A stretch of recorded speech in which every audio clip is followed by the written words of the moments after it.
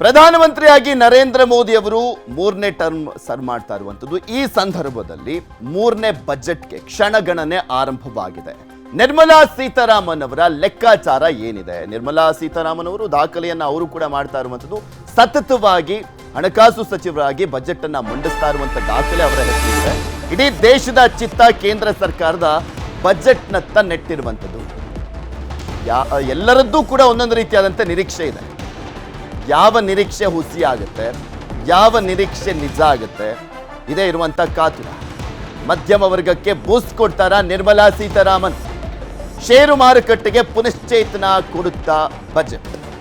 ರೈತರು ಮಹಿಳೆಯರಿಗೆ ಎಷ್ಟು ಅನುದಾನ ಮೀಸಲಿಡಲಾಗುತ್ತೆ? ರಕ್ಷಣೆಗೆ ಎಷ್ಟು ಅನುದಾನ ಮೀಸಲಿಡಲಾಗುತ್ತೆ? ಯಾವ್ಯಾವ ವರ್ಗಕ್ಕೆ ಎಷ್ಟೆಷ್ಟು ಬೂಸ್ಟರ್ ಡೋಸ್ ರೀತಿಯಲ್ಲಿ ಅನುದಾನವನ್ನ ಕೊಡ್ತಾ ಹೋಗ್ತಾರೆ? ಗಗನಕ್ಕೇರುವಂತ ಬಂಗಾರದ ಬೆಲೆ ಇಳಿಕೆ ಏನಾದರೂ ಆಗುತ್ತಾ? ಅದರಲ್ಲಿ ವ್ಯತ್ಯಾಸ ಏನಾದರೂ ಆಗುತ್ತಾ? ಯಾವುದರ ಮೇಲೆ ತೆರಿಗೆ ಹೊರೆ, ಯಾವುದು ಅಗ್ಗ ಆಗುತ್ತೆ? ಕೆಲ ಹೊತ್ತಲ್ಲೇ ಆಯವ್ಯಯವನ್ನ ಮಂಡಿಸಲಿದ್ದಾರೆ ನಿರ್ಮಲಾ ಸೀತಾರಾಮನ್. ನಿರ್ಮಲಾ ಸೀತಾರಾಮನ್ ಅವರ ಬಜೆಟ್ ಮೇಲೆ ಎಲ್ಲ ವರ್ಗದವರಿಗೂ ಕೂಡ ನಿರೀಕ್ಷೆಗಳಿದಾವೆ. ಕೃಷಿ, ವ್ಯಾಪಾರ, ಯುವಕರು, ಮಹಿಳೆಯರು ಎಲ್ರಿಗೂ ಕೂಡ ಒಂದೊಂದು ರೀತಿಯಾದಂಥ ನಿರೀಕ್ಷೆ ಇದೆ.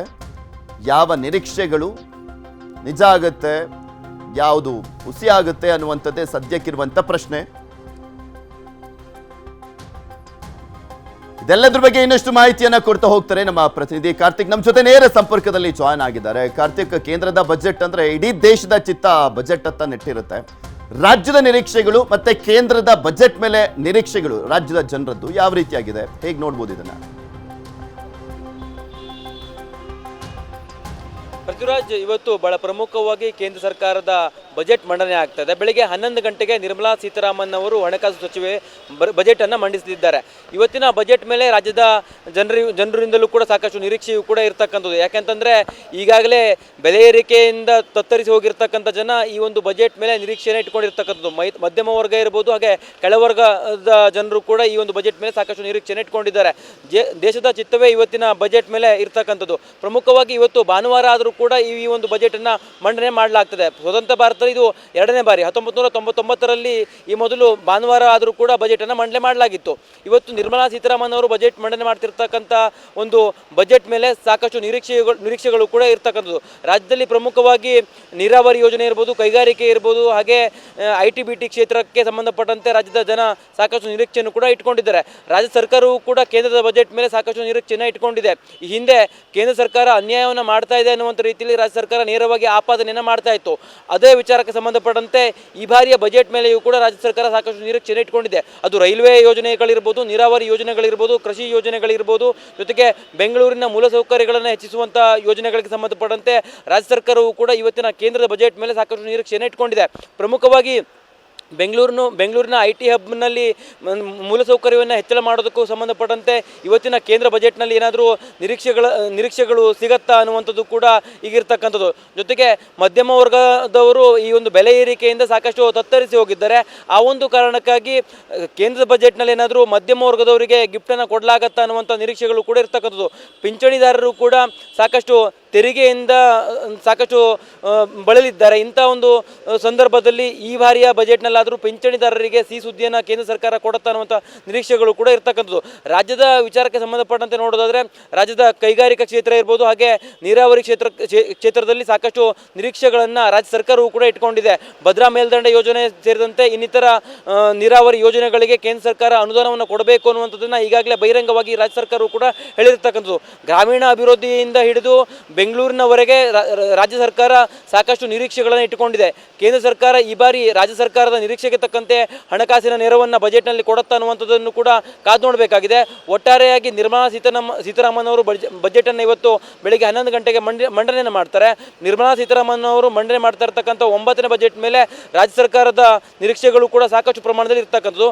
ಬಡ ವರ್ಗದವರು ಇರ್ಬೋದು, ಹಾಗೆ ಮಧ್ಯಮ ವರ್ಗದ ಜನರು ಸಾಕಷ್ಟು ನಿರೀಕ್ಷೆಯನ್ನು ಇಟ್ಕೊಂಡಿದ್ದಾರೆ. ತೆರಿಗೆ ವಿನಾಯಿತಿ ಜೊತೆಗೆ ಅಂದರೆ ಹಣದುಬ್ಬರವನ್ನು ಕಡಿಮೆ ಮಾಡುವಂಥದ್ದು, ಇಲ್ಲಿ ಬೆಲೆ ಏರಿಕೆಯಿಂದ ತತ್ತರಿಸಿ ಹೋಗಿರ್ತಕ್ಕಂಥ ಜನರಿಗೆ ದಿನನಿತ್ಯ ಉಪಯೋಗಿ ವಸ್ತುಗಳಿಗೆ ಸಂಬಂಧಪಟ್ಟಂತೆ ಬೆಲೆ ಏರಿಕೆ ಏನಾಗಿದೆಯಲ್ಲ ಅದನ್ನು ತಗ್ಗಿಸುವಂಥ ನಿಟ್ಟಿನಲ್ಲಿ ಇವತ್ತಿನ ಬಜೆಟ್ ಇರುತ್ತಾ ಅನ್ನುವಂಥ ನಿರೀಕ್ಷೆಗಳು ಕೂಡ ಸಾಕಷ್ಟು ಪ್ರಮಾಣದಲ್ಲಿದೆ. ಜೊತೆಗೆ ರಾಜ್ಯದ ಬೇರೆ ಬೇರೆ ಮತ್ತೊಂದ್ ಕಡೆ ಕಾರ್ತಿಕ್, ಇಲ್ಲಿ ಪ್ರಮುಖವಾಗಿ ನೋಡೋದಾದ್ರೆ ಸಿದ್ದರಾಮಯ್ಯನವರು ಹೇಳ್ತಾ ಇದ್ರು ನಮ್ಮ ಬೇಡಿಕೆಗಳು ಏನಿದಾವೆ ಅವೆಲ್ಲವನ್ನೂ ಕೂಡ ಕೇಂದ್ರ ಸರ್ಕಾರಕ್ಕೆ, ಪ್ರಧಾನಮಂತ್ರಿಗಳಿಗೆ ಮತ್ತೆ ಕೇಂದ್ರ ಸಚಿವರುಗಳಿಗೆ ಎಲ್ಲರಿಗೂ ಕೂಡ ನಾವು ಪತ್ರವನ್ನ ಬರೆದಿದ್ದೀವಿ ಅಂತ ಹೇಳ್ತಾ ಇದ್ದಂತ ಹಿನ್ನೆಲೆಯಲ್ಲಿ ಏನೇನೆಲ್ಲ ಮೆನ್ಷನ್ ಮಾಡಿದ್ದಾರೆ, ಆಕ್ಚುಲಿ ಯಾವ ಪ್ರಮುಖ ಕ್ಷೇತ್ರಕ್ಕೆ ಹೆಚ್ಚಿನ ಅನುದಾನವನ್ನ ನಿರೀಕ್ಷೆ ಮಾಡ್ತಾ ಇರುವಂತದ್ದು ರಾಜ್ಯ ಸರ್ಕಾರ ಇಲ್ಲಿ? ಪೃಥ್ವಿ, ಪ್ರಮುಖವಾಗಿ ರಾಜ್ಯ ಸರ್ಕಾರ 16ನೇ ಹಣಕಾಸು ಆಯೋಗದ ಒಂದು ಸಭೆಗಳಲ್ಲಿಯೇ ಈಗಾಗಲೇ ತನ್ನ ಏನು ಬೇಡಿಕೆಗಳನ್ನು ಅಲ್ಲಿ ಸಲ್ಲಿಸುವಂಥ ಕೆಲಸವನ್ನು ಮಾಡಿದೆ.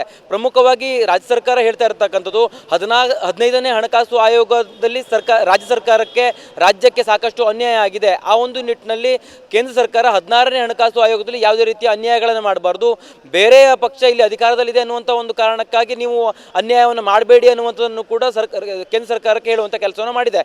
ಜೊತೆಗೆ ಕೇಂದ್ರ ಸರ್ಕಾರಕ್ಕೆ ರಾಜ್ಯ ಸರ್ಕಾರ ಬಹು ನಿರೀಕ್ಷಿತ ಬೇಡಿಕೆಗಳನ್ನು ಕೂಡ ಇಟ್ಟಿರ್ತಕ್ಕಂಥದ್ದು ಏನಪ್ಪ ಅಂತಂದರೆ ಅದು ಬೆಂಗಳೂರಿನ ವಿಚಾರಕ್ಕೆ ಸಂಬಂಧಪಟ್ಟಂತೆ ಮೂಲಸೌಕರ್ಯಗಳನ್ನು ಹೆಚ್ಚಳ ಮಾಡುವಂಥ ವಿಚಾರಕ್ಕೆ ಒಂದಿಷ್ಟು ಅನುದಾನಗಳನ್ನು ಒದಗಿಸಿ ಅನ್ನುವಂಥ ನಿಟ್ಟಿನಲ್ಲಿಯೂ ಕೂಡ ರಾಜ್ಯ ಸರ್ಕಾರ ಬೇಡಿಕೆಯನ್ನು ಇಟ್ಟಿದೆ. ಬೆಂಗಳೂರಿನಲ್ಲಿ ಮೂಲಸೌಕರ್ಯಗಳನ್ನು ಹೆಚ್ಚಳ ಮಾಡಬೇಕು ಅಂತಂದರೆ ನೀವು ಮೆಟ್ರೋ ವಿಸ್ತರಣೆಗೆ ಸಂಬಂಧಪಟ್ಟಂತೆ ಇರಬಹುದು, ಜೊತೆಗೆ ಇನ್ನಿತರ ಇನ್ಫ್ರಾಸ್ಟ್ರಕ್ಚರನ್ನು ಬೆಳವಣಿಗೆಗೆ ಸಂಬಂಧಪಟ್ಟಂತೆ ಒಂದಿಷ್ಟು ಅನುದಾನಗಳನ್ನು ಕೊಡಬೇಕಾಗತ್ತೆ. ಜೊತೆಗೆ ಉತ್ತರ ಕರ್ನಾಟಕ ಭಾಗ ಹಾಗೆ ಕಲ್ಯಾಣ ಕರ್ನಾಟಕ ಭಾಗಕ್ಕೆ ವಿಶೇಷ ಪ್ಯಾಕೇಜ್ಗಳನ್ನು ಘೋಷಣೆ ಮಾಡಬೇಕು ಅನ್ನೋ ನಿಟ್ಟಿನಲ್ಲಿಯೂ ಕೂಡ ಕೇಂದ್ರ ಸರ್ಕಾರದ ಮುಂದೆ ರಾಜ್ಯ ಸರ್ಕಾರ ಬೇಡಿಕೆಯನ್ನು ಇಟ್ಟಿದೆ.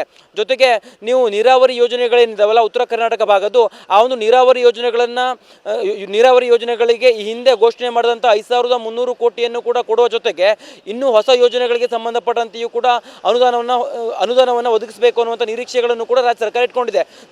ನದಿ ಜೋಡಣೆ ಯೋಜನೆಗೆ ಸಂಬಂಧಪಟ್ಟಂತೆಯೂ ಕೂಡ ನದಿ ಜೋಡಣೆ ಯೋಜನೆಗೆ ಸಂಬಂಧಪಟ್ಟಂತೆಯೂ ಕೂಡ 1000 ಕೋಟಿ ಅನುದಾನವನ್ನು ನೀವು ಒದಗಿಸಿ ಅನ್ನುವಂಥ ನಿಟ್ಟಿನಲ್ಲಿಯೂ ಕೂಡ ರಾಜ್ಯ ಸರ್ಕಾರ ಮನವಿಯನ್ನು ಮಾಡಿಕೊಂಡಿದೆ. ಈ ಎಲ್ಲ ಯೋಜನೆಗಳನ್ನು ನೋಡೋದಾದ್ರೆ ಗ್ರಾಮೀಣ ಕ್ಷೇತ್ರದಿಂದ ಹಿಡಿದು ITBT ಕ್ಷೇತ್ರಗಳವರೆಗೂ ಕೂಡ ರಾಜ್ಯ ಸರ್ಕಾರ ನಿರೀಕ್ಷೆಯನ್ನು ಇಟ್ಕೊಂಡಿದೆ. ಜೊತೆಗೆ ಬೇರೆ ಬೇರೆ ರಾಜ್ಯಗಳಿಗೆ ಕೊಡುವ ರೀತಿಯಲ್ಲಿಯೇ ವಿಶೇಷವಾಗಿರ್ತಕ್ಕಂಥ ಯೋಜನೆಗಳನ್ನು ರಾಜ್ಯಕ್ಕೂ ಕೂಡ ಕೊಡಬೇಕು ಅನ್ನುವಂಥ ನಿಟ್ಟಿನಲ್ಲಿ ಈಗಾಗಲೇ ಮೋದಿ ಸರ್ಕಾರಕ್ಕೆ ರಾಜ್ಯ ಸರ್ಕಾರ ತಾಕೀತನ್ನು ಕೂಡ ಮಾಡಿರ್ತಕ್ಕಂಥದ್ದು. ಪೃಥ್ವಿ, ಓಕೆ, ನೋಡೋಣ ನಿರೀಕ್ಷೆಗಳೆಲ್ಲವೂ ಕೂಡ ನಿಜ ಆಗುತ್ತಾ ಅಂತ. ರಾಜ್ಯ ಸರ್ಕಾರ ಈ ಒಂದು ಬಜೆಟ್ ಅನ್ನ ತುಂಬಾ ನಿರೀಕ್ಷೆಯಿಂದ ಕಾತುರದಿಂದ ಕಾಯ್ತಾ ಇದ್ದಾರೆ. ಕಾದ್ ನೋಡೋಣ. ಧನ್ಯವಾದ ಕಾರ್ತಿಕ್, ಮೇಲೆ ಮಾಹಿತಿಗಾಗಿ.